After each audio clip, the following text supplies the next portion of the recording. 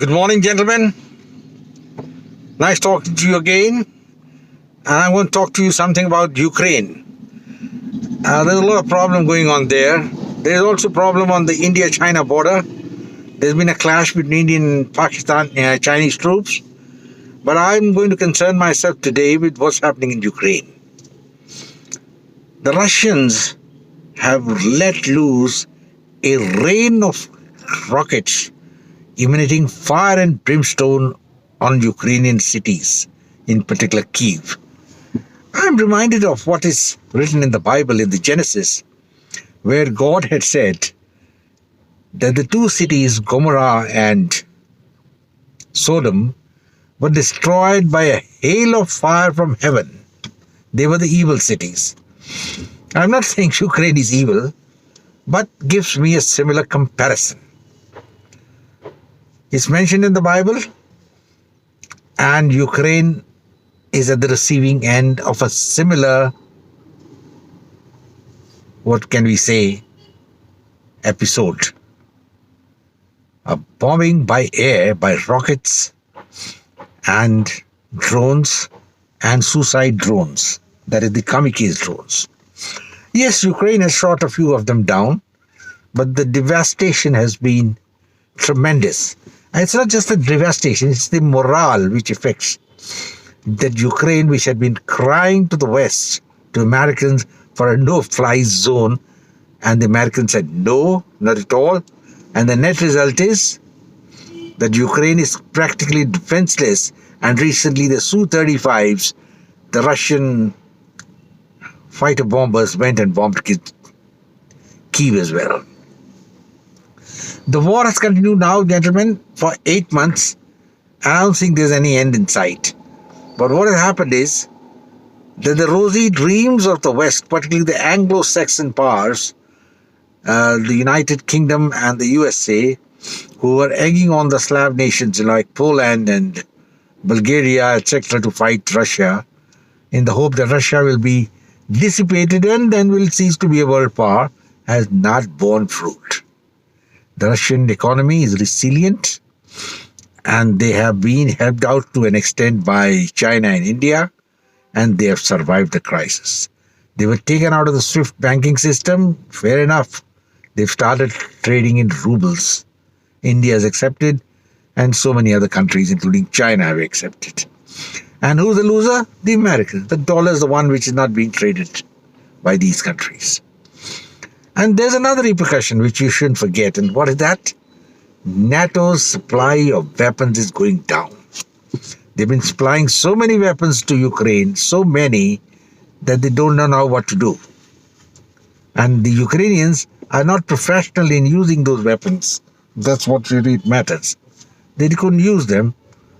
And the net result is that lots of weapons have been destroyed because the Ukrainians was not adept at using them. You can't give a weapon and give him some rudimentary training in Poland, some corner of Poland or something, and then tell him, okay, you're going to use it.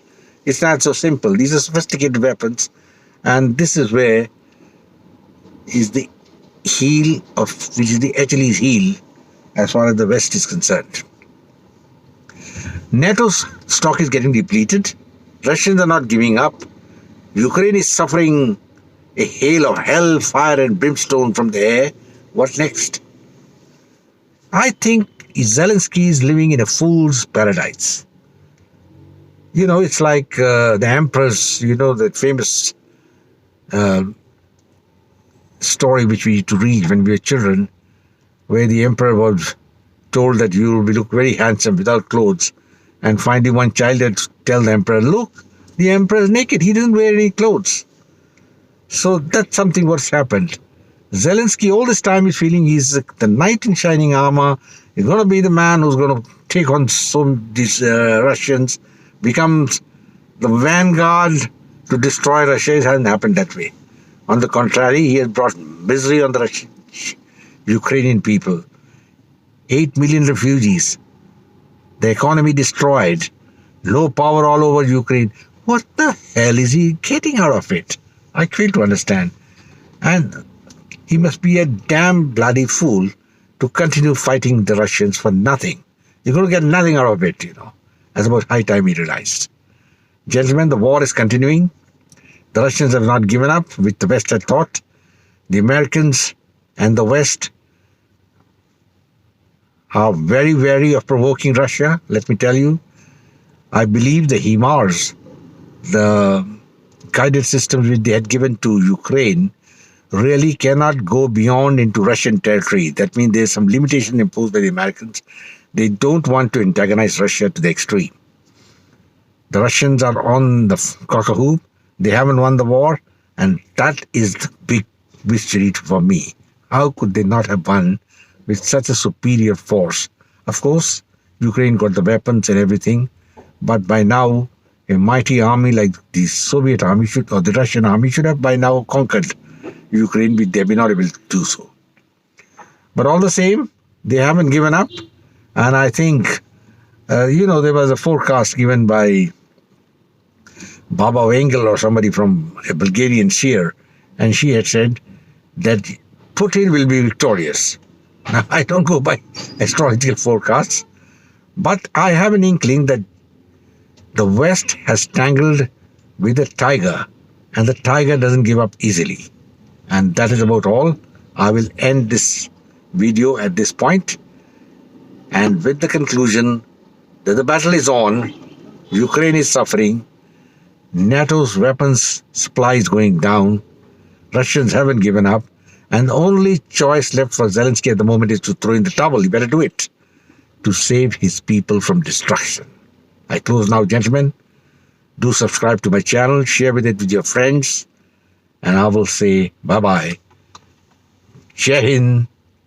God bless.